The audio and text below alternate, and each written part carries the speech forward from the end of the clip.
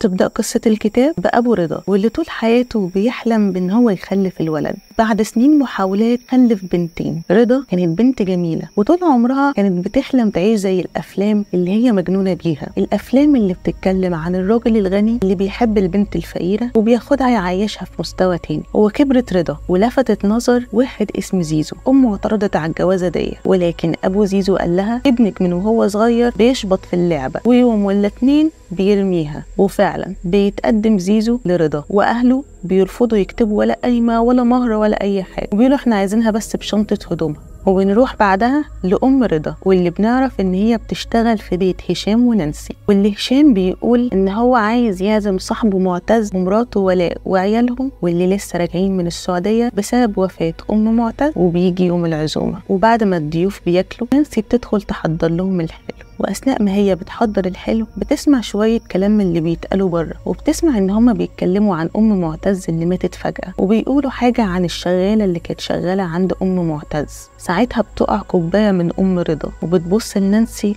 وبيكون في جو من التوتر. بعد اسبوعين من العزومه دي بيتعب معتز جدا، ومفيش يوم ولا اتنين ومعتز بيموت. وطبعا لو عايزين تعرفوا اكتر عن احداث الروايه دي فهتلاقوها في روايه رضا للكاتبه نهى داوود. مش تندم ابدا ان انت قريت الكتاب ده.